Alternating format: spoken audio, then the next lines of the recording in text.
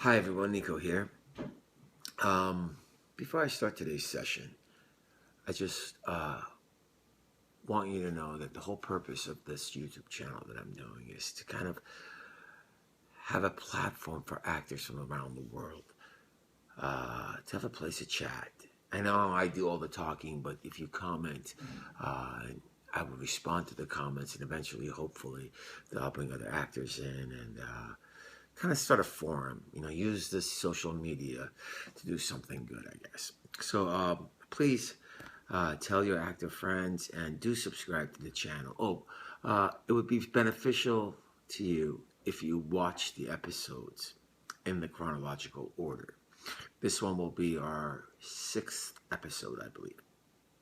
It just makes sense because I talk about things I add on from the previous weeks and so forth. So do watch them in order and do subscribe. Enough plugging, right? So today, what I want to do is talk about auditioning. Now, auditioning is it's a big topic, so we'll do it in 2 parts: the process and the business of it. It is probably the most frightful and nerve-wracking experience an actor can go through is the process of auditioning. And what you have to do is you just have to start falling in love with it. You have to start falling in love with it. You're standing there, you're making personal, and acting is such a personal, the choices you're making, and you are standing there in a room full of people watching you and judging you. So the sooner you get used to that idea and start liking it, the easier it will be for you. You have to grow a thick skin. No matter how much a casting director loves you, no matter how much you think how amazing your performance was, only one person from the thousands auditioning is going to get that role. And sometimes, most of the times, it won't even have anything to do with your talent at all when you get to that point. It has to do with, the chemistry or a certain look. Obviously, you're talented if you get to that point, if you get to the 3rd callback, But yeah, you have to learn to let it go. That's the hardest thing. Sitting in the car, driving back. Oh, I should have done this. Oh, I should have done that. Oh, why did I do it? And thinking about it for hours and replaying it in your head. It's just, and I've done this, and I've auditioned thousands of times, I think, in the last 25 years. And it never gets, it does get easier. It does get easier, I promise you. And you get better at it. And you get more experience, and you start trusting the choices that you make. And that's something we're going to be talking about. Look, confidence goes a long way, especially in the craft of acting. But you got to understand the difference between confidence and arrogance. Arrogance is the fastest way to end your career. Confidence is something else. A casting director knows within the first 3-4 seconds of you walking in the door, before you even introduce yourself, if you're even remotely close to being the part. So that being said, I guess what I'm saying is, I have actor friends who even prepare their auditions. You want to be charismatic, you want to be sexy, you want to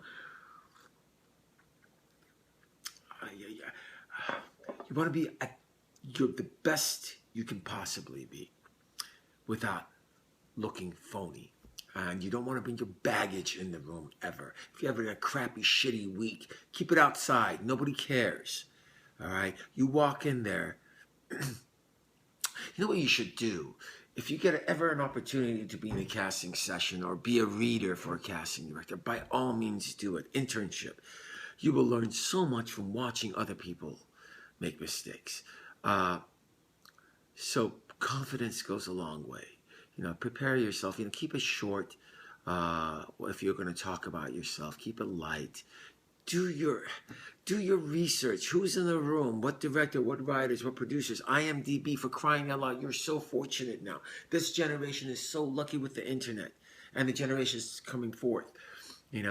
You can Google anyone. Go on imdb.com. Find out what the director has been working on, the producer is working on, what cast shows the casting director has been casting. Do your research. Now, you only have a short period of time in that room, and if, God forbid, a casting director asks you a question, respond. Don't give yes or no answers. Don't stand there quiet and all nervous and freaking out, you know? But know when to shut up also. Don't waste too much time. Keep it light, keep it humorous. This is, of course, the introduction. If they ask you questions about yourself, I'm talking about. Have something to say. What stands out about you? Don't just regurgitate your resume. They obviously have the resume in front of them. If there's a certain part that you played and the director was a part of it or has done this or that, you can strike up a conversation. That's great. But keep it short, keep it light, keep it humorous, keep it charismatic, keep it sexy. Okay, so and then they'll ask you, do you have any questions? At that point, if you have a question, ask. If not, shut up. Actors love to talk. They love to talk, just to hear their own voice. The casting directors don't have time for this nonsense. You know, they're watching another 300 people behind you that they got to sit through, another 2 days of casting. You know, so if they're keeping it short, don't think that it's against you. It has nothing to do with you. You know, a lot of actors get this, oh, how dare her eat her sandwich or answer her phone. Shit happens, man. These guys are spending, you know, in my audition class, I have maybe 20 students. And by the 14th one, I want to pull out my hair. Same freaking lines over and over. And 90% of actors suck. Honestly. They walk in that room and they're just people. They just regurgitate these lines, and there's no life behind them. And you gotta sit through hours and hours of this. Don't take it personal if something happens in the room. If she picks up the phone, she has to. You might want to wait, or God, I can't tell you how many times I was in a room where another actor walked in, and it's a star of the show. What am I gonna do? Stop the scene? No, I just played along. You know, improvise those gold. Remember I talked about those happy accidents? They happen in auditions all the time. The casting director, everybody in the room obviously knows that something went up amok, right? They know something went wrong. But how you recover from that is what sells you in that room. How do you get an audition? Oh God, the process I wanted to talk about next week. Let's go back to the business. How does one get an audition? Well, obviously, if you have an agent or a manager, that's the best way. But a lot of young actors, a lot of my students who don't have agents ask, and again, back to the computer world. It's all accessible to you. There are sites on there where you can post your own photos. And we'll talk about headshots as well. Make sure, look, we'll talk about that at a different time. But your headshots have to be amazing. Should you spend money? Absolutely. That's the gatekeeper to the audition. The casting directors are looking at thousands of photos. They're going by your picture. So should you spend some money? Yes. And they range anywhere from $350 to $700 to get a good, and do your research on your photographers as well. Don't have your best friend shoot you on a phone. You know, that's what's getting you in the room. You know, they're funneling through thousands of photos. So yes, and make sure you look like your photos, ladies, especially you. You don't want glamorous model shots. Don't make your picture. Your picture should represent who you are and what you look like. All right. Nothing pisses off a casting director worse than coming in expecting something and then you walk in looking nothing like that photograph. You know.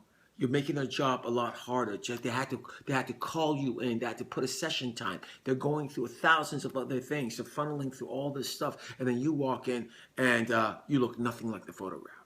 And these are for the new actors that the casting does not know. So how do you get an audition if you don't? Well, again, fortunately for the internet, you have access to a lot. You can even Google auditioning in LA.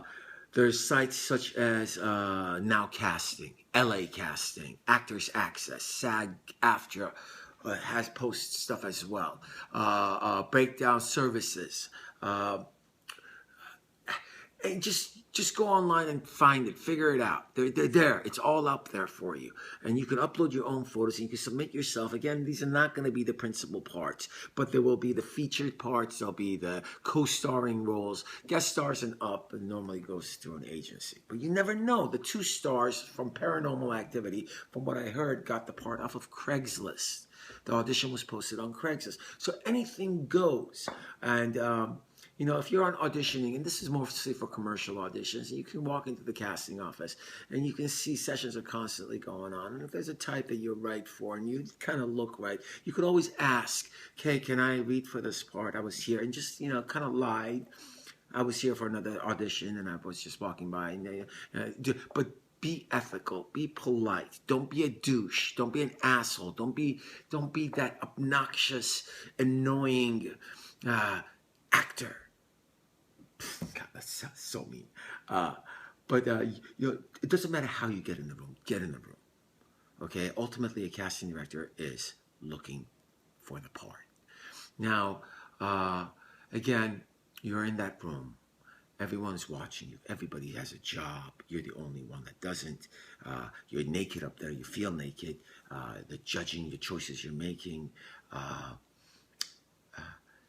But I just want to let you in on this, and I want you to listen to this part. Casting director wants you to be the part. You understand? They're not against you. This fallacy of, oh, she hates me, they hate me, I'm the worst, blah, blah, blah, blah. No, they want you to be the part. The reason you're even in that room means that they've already done research on you. You know, now we'll talk about the different levels of casting, but being in that room means that they want you to be the part. They know how terrifying this is. They know how difficult. Look, they say that the number 2 fear in life is the fear of death. Number 1 is the fear of public speaking, which means people would rather die than get on stage. Now, you're standing in a room, and it's always an uncomfortable thing, too. And the casting director will try to accommodate you and be, you know, kind of keep you in the spot, you know, make you feel a little better. Unfortunately, there's sometimes have readers that suck, but we'll talk about that later as well. So get that fallacy out of your head that they hate me. No, she wants you, she wants you to be the part. Because if you're the part, they did their job. They found the role. And what casting director doesn't want to find the next big star, the next Tom Cruise, the next Leonardo DiCaprio? And you could be that next person. Okay, so right off the top, get this whole idea, oh, they hate me. No, they don't hate you.